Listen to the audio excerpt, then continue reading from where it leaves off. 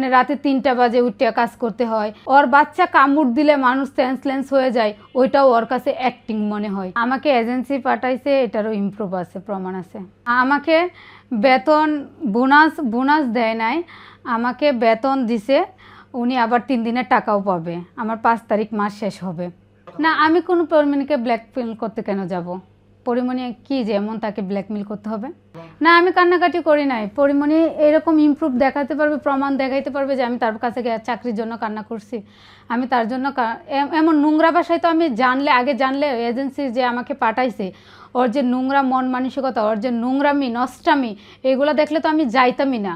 না, আমি ওনাকে বলি নাই থাকতে। আমি আসার জন্য, যদি আমি আসার কথা শুনলেই উনি এরকম অবস্থা করছে, মানে উনি বেরোতে দিবে না। আর ওনার যদি আমাকে মনে হইতো যে আমি কাজ করতে পারি না, প্রতিবন্ধী হয়ে গেছি, তাহলে উনি আমাকে বের করে দিতে পারতো, আমার এজেন্সি থেকে বের করে দিতে পারতো। ওনার কাছে তো আমি জোর করে থাকতে চাই নাই। উনি তো আমাকে জোর করে, মানে আমি থাকতে চাই না ওনার কাছে। আমি তো বলেও না যে আমাকে চাকরি দেন। উনি কি যে এরকম ভিআইপি যে ওনাকে বলতে হবে? ওকে আমাকে বের করে নাই, 2 তারিখ আমাকে পুলিশ গিয়ে বের করছে। এর আগে আমাকে বেতন দিয়ে বের করে নাই। ও আমাকে বেতন দিছে, বেতন দেওয়ার পরে মানে 1 জোড় জামা দিছে, আর হচ্ছে বোনাস দেয় নাই। মিথ্যা কথা বলছে, ও প্রতারক, চিটিং। আমি এরকম আমি ওর বাসার কোনো ছেলে মেয়ের সাথে আমি সেলফিও তুলি নাই। ওকে আমি মানে আমার স্যান্ডেলের যোগ্য মনে করি নাই, ঠিক আছে?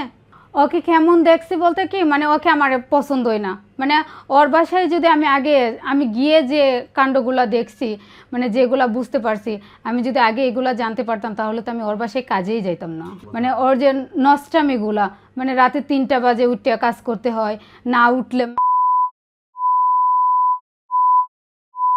মানে এগুলা যে বলতো, মানে এত বিশ্রী ভাষায় গালিগালাজ করতো, যে ঘুম থেকে তুইলে নে ব্যাট একটু মানে এলোমেলো থাকলে যে মানে এরকম অবস্থায় করতো।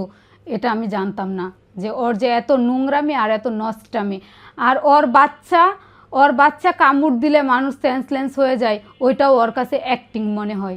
নিরাপত্তা বলতে কি, ওনাদের কাছে তো আমি ছিলাম, কারণ ওনারা যদি আমাকে উদ্ধার না করতো, তাহলে তো উনি আমাকে গুম করে ফেলতো, কারণ আমাকে বেরোতে দিত না, মানে আমাকে আরও মারধর করতো।